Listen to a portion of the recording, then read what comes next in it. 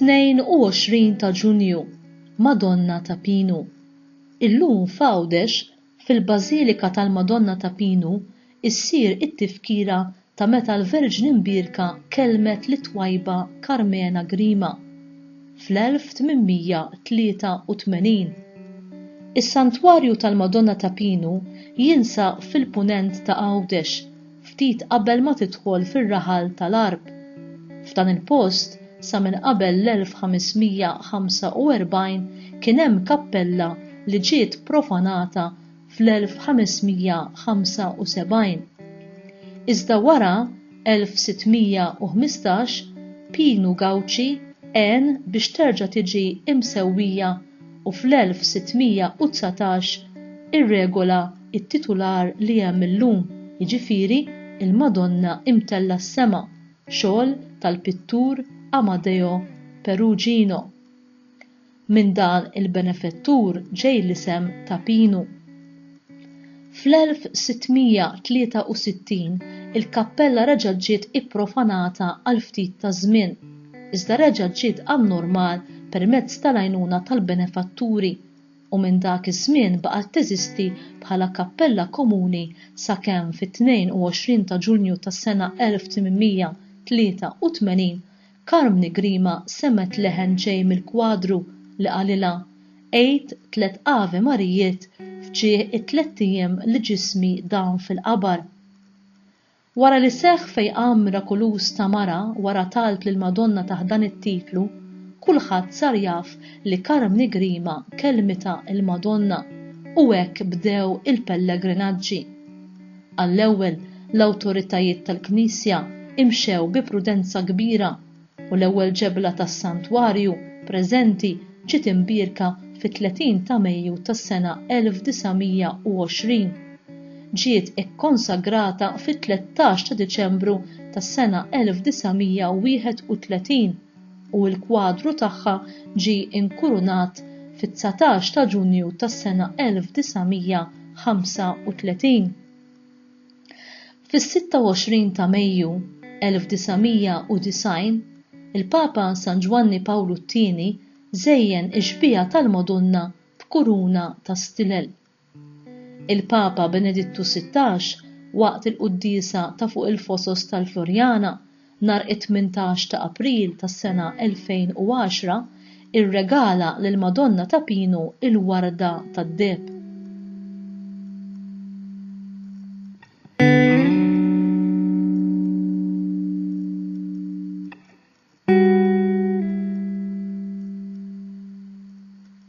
Nhar is-Sibt 10 ta' Mejju tas-sena 2008, Monsinjur Isqof Mario Grech mexxa il-velja ta' talb ta' Pentekoste li saret fis-Santwarju Madonna ta' Pinu u waqt iċ-ċelebrazzjoni tal-Ewkaristija għal dan id-diskors fl-omelija.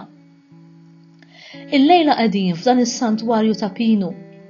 Għażilna li niġu hawn din is-sena għaliex qegħdin niċċelebraw il-125 anniversarju minn meta Carmena Grima ħasset dik il-vuċi issejħilha mill-kwadru u tgħidilha: Ejja, il-lejla jien inħossni qiegħed fiċ-ċenaklu flimkien mal-Apostli imdawrin ma' Marija. U dan bix-xieraq għaliex kif Marija kienet preżenti għal magħmudija tal-Apostli dakinhar ta' Għid il-50 permezz tal-inżur tal-Ispiritu Santu fuqhom u fuq il-Knisja, hekk il-lejla qalbna tintela bil-ferħ u l-qawwa mhux biss għax nemmnu fl-Ispiritu Santu imma wkoll għax nemmnu fil-qawwa materna ta' Marija. Din l-om ippreparat lid-dixxipli bil-kelma li hija rċevit mingħand Kristu. Min jaf kemm il-darba Marija qalet lill-Apostli: Ejja, bħalma qalet lil Carmena Grima u bħalma tgħid lilna llum: Ejjew f'dan is-santwarju, ħalli nkun jien li ngħinkom tieħdu l-ħajja mill-lajn tal-ħajja li il-magħmudija. Kien wara din il-preparazzjoni u wara din il-magħmudija bl-inżur tal-Ispiritu Santu l-Apostli u l-aħwa minn nies mejta saru nies mimlijin enerġija u entużjażmu apostoliku u ħarġu fil-belt ta' Ġerusalemm. U dan li ġej huwa x'qal il-Papa Benedittu XVI fil-15 ta' Awwissu tas-sena 2012.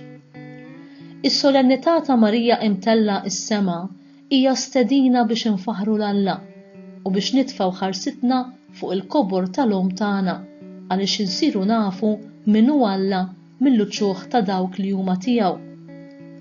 Għaliex Marija hija glorifikata bit-tluq tagħha fis-sema. San Luqa jara l-eruq tal-eżaltazzjoni u t-tifħir ta' Marija fil-kliem ta' Elisabetta, ħinja dik li emnet, Luqa kapitlu 1 vers 45, u l-Magnificat dan il-kantiku lill-Alla attiv u ħaj fl-istorja huwa innu ta' fidi u mħabba li jnixxi mill-qalb tal-Verġni Marija.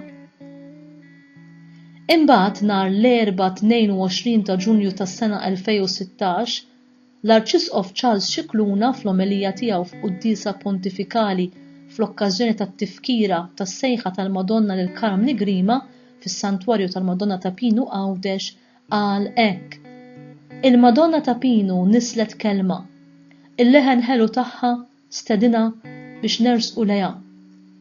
Ejja, din hija stedina biex nimxu warajha u nsegwu lil bina Ġesu. Se tgħidilna wkoll mit-tieġ ta' Kana tal-Galilija. Imma għamilna wkoll taddina fit-toroq ta' Kafarnaum sal-għolja tal-Golgota. Il-Madonna sseħibna u tgħidilna ejja, anki fit-toroq tas-slaleb tagħna, qiegħda magħna, imma ssejħilna wkoll biex ħarsitna tissammar fiha, glorjuża, fil-misteru tat-tluq tagħha fis-sema. Il-privileġġ li kien ta' lill-ommu i li dduq il-glorja tal-qawmien mill-imwiet u għalina l-akbar ħniena. Sidna Marija mtella s-sema hija konferma għalina li dak li l-mulej għamel fibnu u fl-irxox tiegħu u kapaċi jagħmlu magħna u se jagħmlu ma' kull wieħed waħda minna.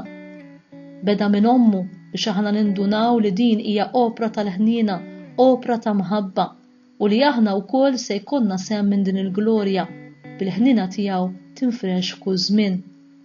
Jalla l-ħniena tal-mulej permezz tal-indima tagħna, permezz tal-wasla tagħna għas-sagrament tal-qrar, permezz tal-opri tal-ħniena li aħna nużaw ma' xulxin, jalla din il-ħniena wkoll tinfresh fi żmienna biex hekk tassew il-ħniena tiegħu tinfresh f'kull żmien.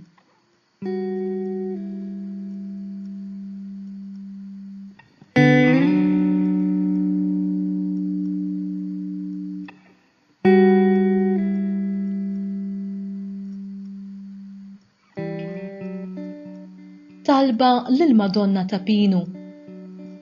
O Verġni mqazza Omm Alla Marija, mollija s-sema bir-Ruħ u l-ġisem, li permezz ta' Karm Nigrima għażil dan il-post biex minnu xerrit xita ta' grazzi fuq min jitlob l-għajnuna tiegħek. Għati nitolbuk ħarsa ta' ħniena fuq id-dinja mqalba u mbeżza biex kif int ħlist mill-lem lill-arajjes ta' Kana hekk ukoll teħles lill-umanità minn kull periklu tar-ruħ u tal-ġisem. Għamel il-bnedmin kollha jħobbu lil xulxin b'imħabba ta' aħwa. Ħares ukoll Omm l-aktar ħanina, il-familji tagħna li minnhom tissawwar is-soċjetà umana biex jgħixu ħajja onesta, ħinja u qaddisa fl-għaqda dejjiema taż-żwieġ. Imma fuq kollox nitolbok ħenna lija li qed imbagħti taħt it-tuqol tas-salib. Jekk mhux ta' deni għal ruħi, għamel li hawnhekk semmi l-grazzja li tixtieq taqla.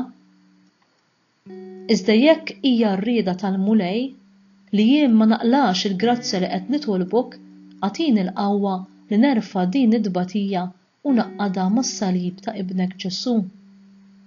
Omm tiegħi Marija, enni biex bħalek bħarsti kollha lejn Alla naċċetta bil-qalb ir-rida tiegħu. U miegħek nistqar ħajsir minni skont kemmtek.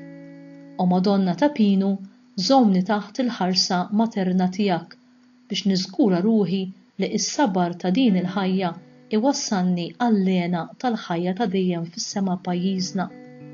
Amen.